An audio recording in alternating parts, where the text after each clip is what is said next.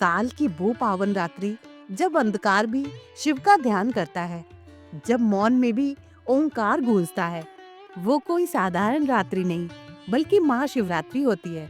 नमस्कार दोस्तों, स्वागत करती हूँ आप सबका मेरे इस पावन आध्यात्मिक चैनल द नैरेटिव नर्व पर। दोस्तों, सनातन परंपरा में शिव पूजा के लिए महाशिवरात्रि का पर्व सबसे उत्तम माना गया है। हिंदू मान्यता के अनुसार इसी पावन तिथि पर महादेव और माता पार्वती का विवाह हुआ था। मान्यता ये भी है कि इसी पावन रात्रि पर भगवान शिव ज्योतिर्लिंग के रूप में प्रकट हुए थे। औगरदानी भगवान शिव की कृपा बरसाने वाली ये पावन रात्रि इस साल कब पड़ेगी?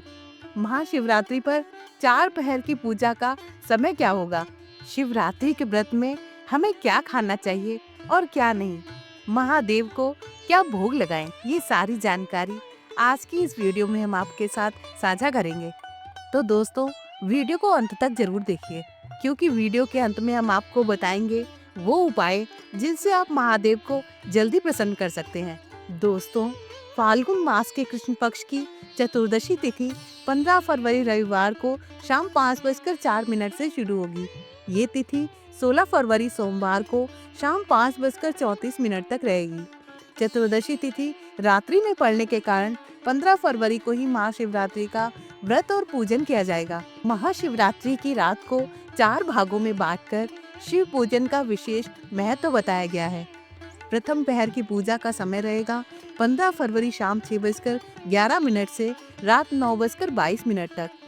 द्वितीय प्रहर पूजा का समय होगा 15 फरवरी रात 9:23 से 16 फरवरी रात 12:34 तक। तृतीय पहर पूजा का समय होगा 16 फरवरी रात 12:35 से सुबह 3:46 तक। और चतुर्थ प्रहर पूजा का समय होगा 16 फरवरी सुबह 3:46 से सुबह 6:59 तक। इसके अलावा निशीत काल पूजा 16 फरवरी की रात 12:09 से 1:01 तक की जा सकती है, जिसे अत्यंत शुभ माना गया है। दोस्तों, महाशिवरात्रि वो पावन तिथि है जब माता पार्वती की कठोर तपस्या से प्रसन्न होकर भगवान शिव ने उनसे विवाह किया। ये कथा हमें सिखाती है कि सच्ची भक्ति, धैर्य और तपस्या से ईश्वर को भी पाया जा सकता है। समुद्र मंथन के समय जब हलाहल विष निकला, तब सृष्टि की रक्षा के लिए भगवान शिव ने उसे अपने कंठ में धारण किया। इससे शिव बने नीलकंठ। ये घटना दर्शाती है कि जो दूसरों के कष्ट अपने भीतर समेट ले, वही सच्चा महादेव है। आइए अब जानते हैं महाशिवरात्रि की पूजा विधि के बारे में। महाशिवरात्रि पर सुबह स्नान करके साफ वस्त्र पहने और व्रत का संकल्प लें। शिवलिंग पर जल या गंगा जल चढ़ाते हुए ओम नमः शिवाय का जाप करें। इसके बाद दूध या पंचामृत से अभिषेक कर सकते हैं। बेलपत्र, धतूरा और सफेद फूल अर्पित करें। शाम या रात में दीपक जलाकर शिव चालीसा या महामृत्युंजय मंत्र का पाठ करें। संभव हो तो रात्रि जागरण करें। अंत में आरती करके अपनी मनोकामना के लिए प्रार्थना करें। श्रद्धा और शांत मन से की गई पूजा ही सबसे फलदायी मानी जाती है। महाशिवरात्रि की सबसे बड़ी विशेषता है रात्रि जागरण। 4 पहर में की गई पूजा मन को स्थिर, शुद्ध और जागृत बनाती है। रात्रि का मौन, दीपक की लौ और ओम नमः शिवाय का जाप, इन सब का मिलन साधक को शिव से जोड़ देता है। दोस्तों, भगवान शिव को भोग लगाना हिंदू परंपरा में सदियों से चला आ रहा है। भोग लगाने से सिर्फ भगवान को प्रसन्न ही नहीं किया जाता, बल्कि भक्त मानते हैं कि भोग अर्पित करने से जीवन में आने वाली उलझनों का समाधान मिलता है। तो आइए जानते हैं कि कौन से हैं वो प्रमुख भोग। पंचामृत को शिव भोग में सर्वोपरि माना गया है।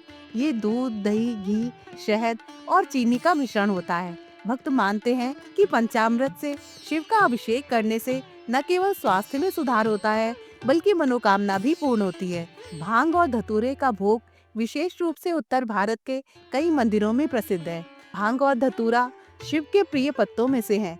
इस भोग को भगवान शिव को अर्पित करने से भक्तों को शत्रु सम्मुख विजय और अवसाद से मुक्ति का अनुभव मिलता है।